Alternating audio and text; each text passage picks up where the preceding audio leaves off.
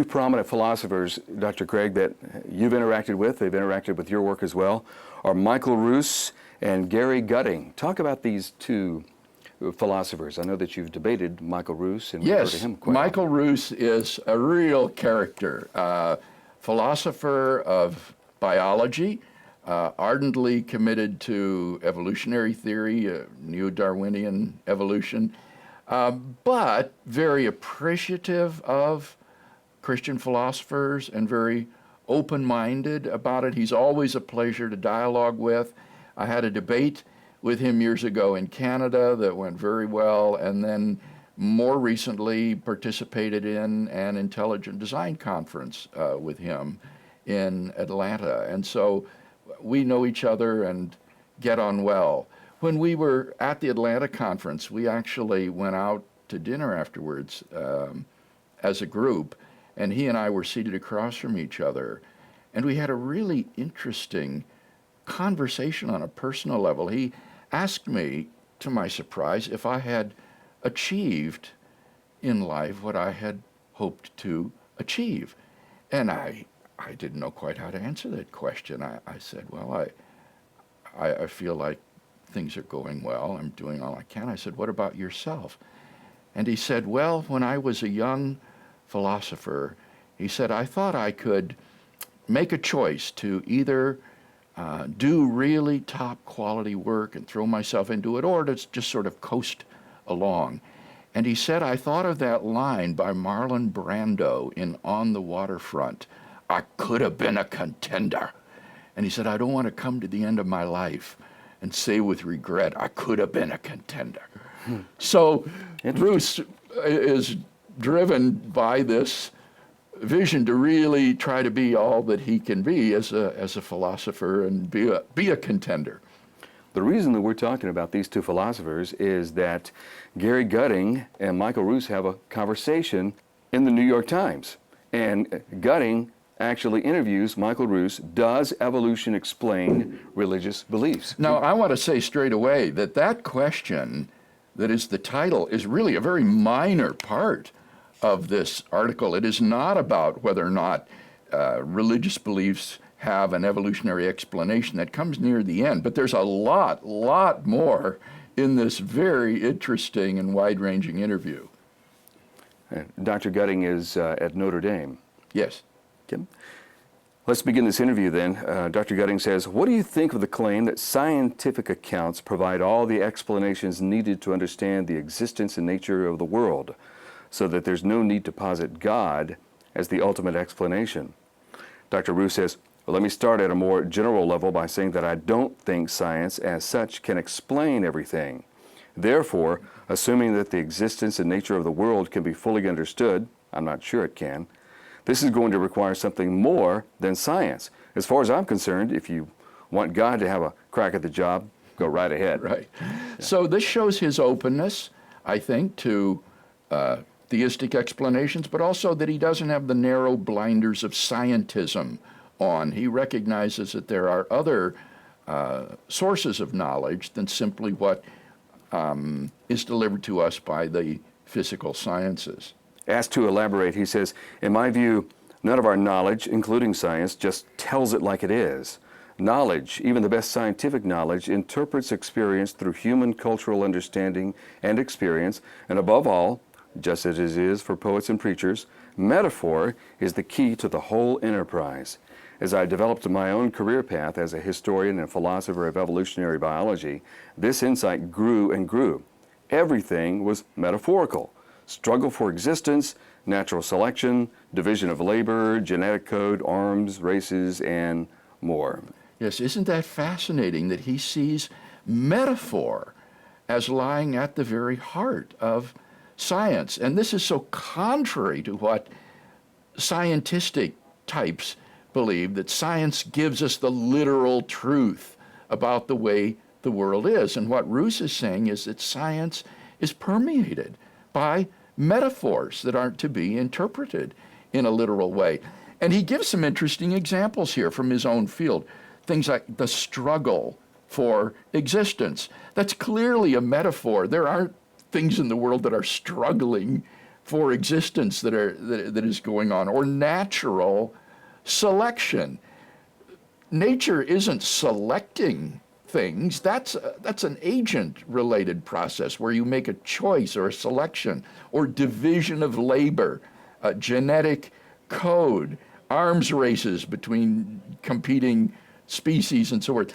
It really is interesting how much evolutionary biology is colored by these sort of metaphorical elements.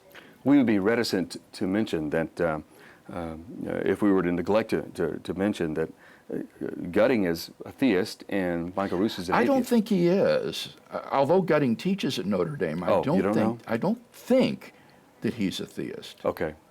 All righty. But it is clear that Michael Ruse identifies as an atheist. Well, I would say an agnostic. Okay. That's the way he identified himself in our debate. Okay.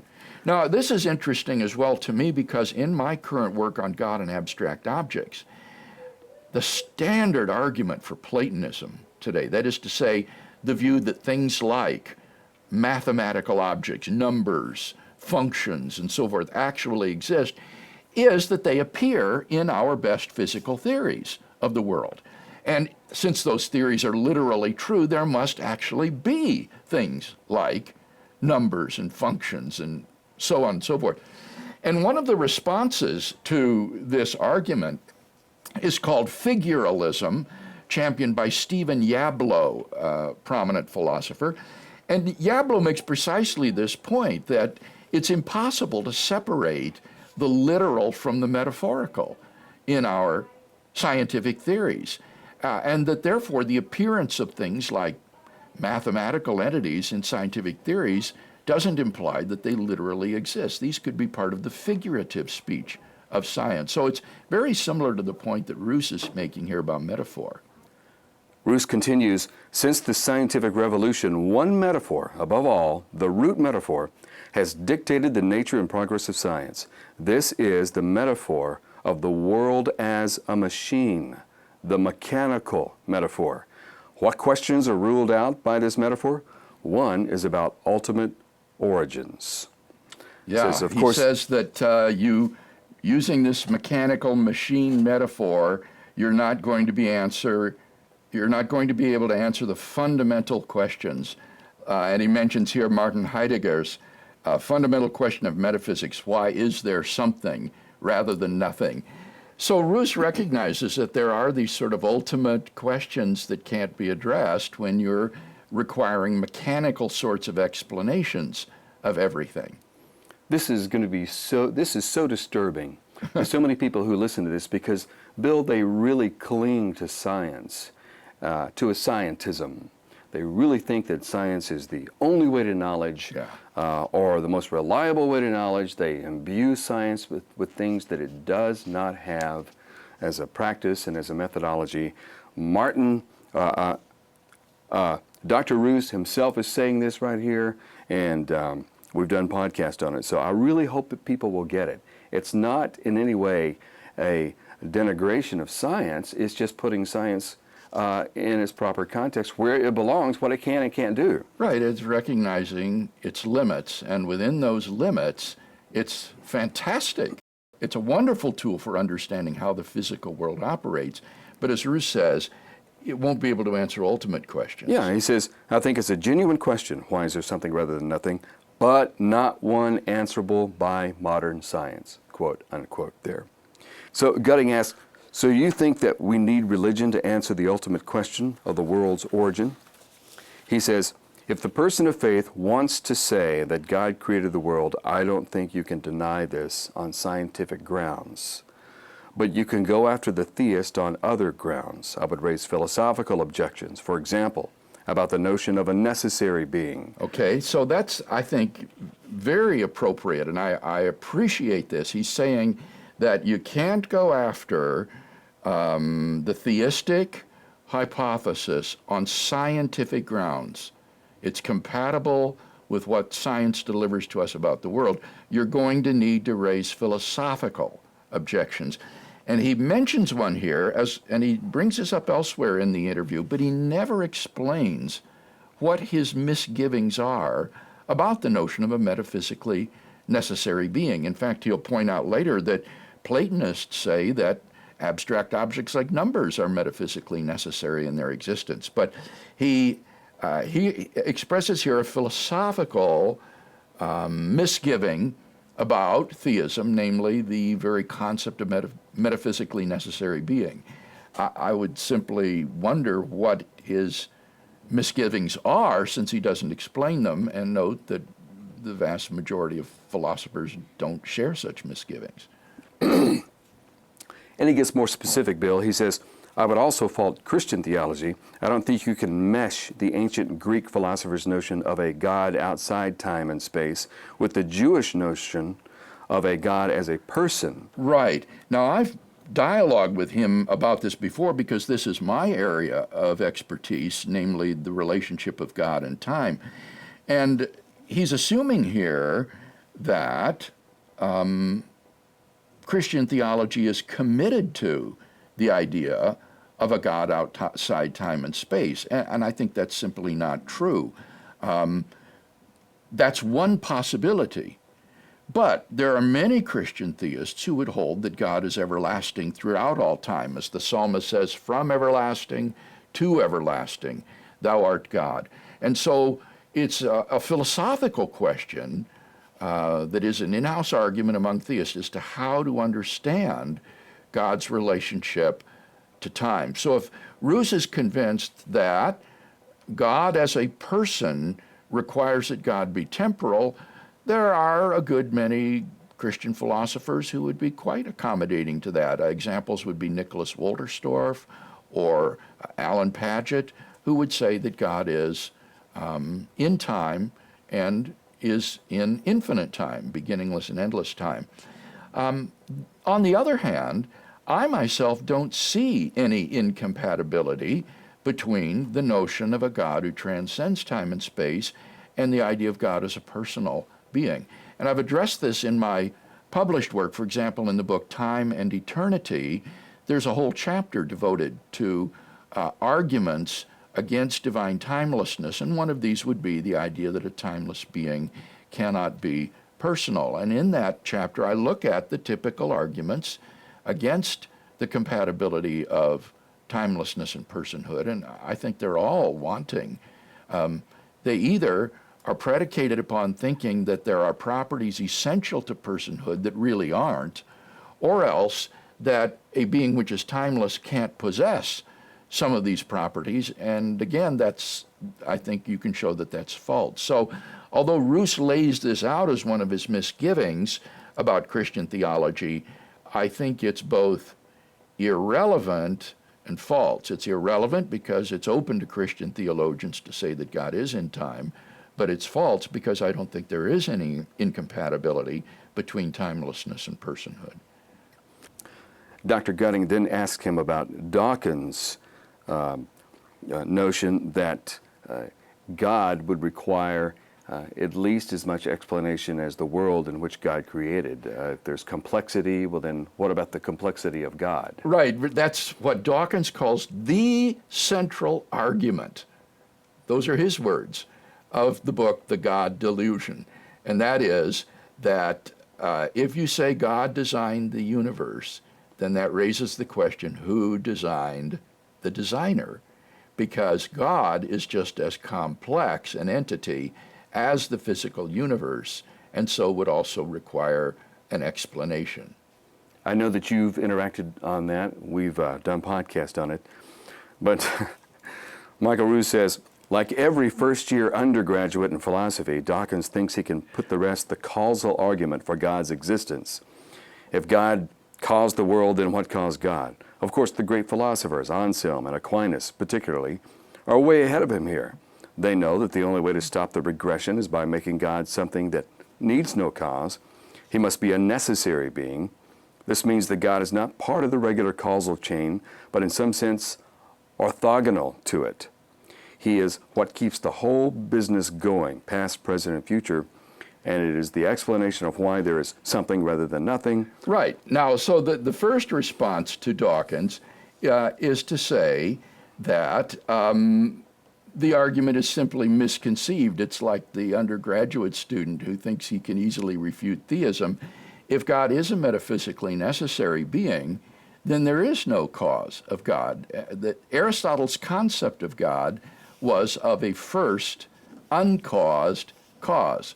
And this is the classic theistic concept of God, is that God is an eternal, metaphysically necessary, and uncaused being. Once you understand the concept of God, then you can see that the question is just completely out of order.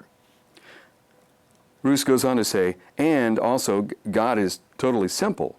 And I don't see why complexity should not arise out of this, just as it does in mathematics and science from very simple premises. This is the point that I've made against Dawkins in my published work, is that God as a spiritual entity, a mind without a body, is a remarkably simple entity. That is to say, he's not composed of parts. The way Dawkins defines complexity in the book is something that is composed of physical parts. And of course, God isn't like that. When you think about a mind, a spiritual substance, it's not composed of anything. And so Ruse says it's totally simple. And that is in contrast to the variegated universe with all of its fundamental constants and quantities that are inexplicable, that are just there. So positing God as an explanation for the complexity of the universe is definitely an advance in simplicity. The explanation is far simpler. I think what Dawkins has done is he's confused a mind's ideas with a mind itself. And certainly a mind can have complex ideas. It might be thinking of the infinitesimal calculus, for example. But the mind itself as an entity or as a substance is remarkably simple, being a spiritual entity not composed of parts. So Dawkins, I think, is just confused. He's confused a mind with a mind's ideas, and those are obviously not identical. He says, traditionally, God's necessity is not logical necessity, but some kind of metaphysical necessity or aseity. Unlike Hume, I don't think this is a silly or incoherent idea any more than I think mathematical Platonism is silly or incoherent. Now, this is a very interesting sentence. Remember, Ruse said before that he has difficulty with the idea of a metaphysical necessary being. But here, he says, the idea of metaphysical necessity is not a silly idea or an incoherent idea, and he gives the analogy of mathematical Platonism. Platonists think that numbers and sets and other mathematical objects exist necessarily. It's not as though numbers just happen to exist in this world, but there's some other possible world in which 2 plus 2 doesn't equal 4, and there isn't 2 or there isn't 4. Numbers, if they exist, would be the sort of things that are metaphysically necessary in their being. And he says that he doesn't see that there's anything incoherent or silly about mathematical Platonism, and then quite rightly says, I don't see anything silly or incoherent about God's being a metaphysically necessary being. So it makes you wonder exactly what his objection or misgivings are. He doesn't tell us. No, he just says, I don't think it flies, the Christian God flies, but I really like this line here, Bill. He says, but I want to extend to Christians the courtesy of arguing against what they actually believe, rather than begin and end with the polemical parody of what Dawkins calls the God delusion. Yes, very good. That's right. Dawkins is not coming to grips with what Christian theologians actually hold to, but is attacking these caricatures. I'll tell you, Bill, what is, we're going to continue this podcast next time, part 2, but what is very interesting is that this is very prominent in the pages of the New York Times. And so anyone who thinks that these are just upper shelf topics that not a lot of people are interested in, Fascinating topics, and New York Times actually published this interview. I would love it if this sort of debate came into the cognizance of the general public and wasn't just confined to philosophers.